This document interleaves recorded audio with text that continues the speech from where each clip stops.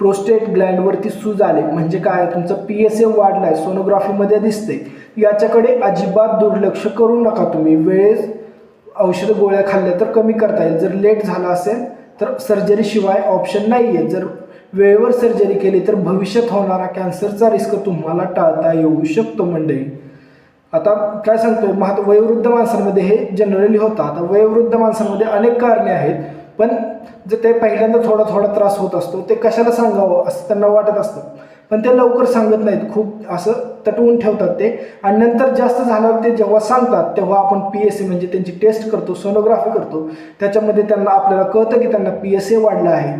तेव्हा आपल्याकडे ते गोळ्यावर नीट होण्याची शक्यता कमी असते, कारण पुढच्या स्टेजला आपण आलेलो असतो. तेव्हा सर्जरी हा एकच ऑप्शन असतो.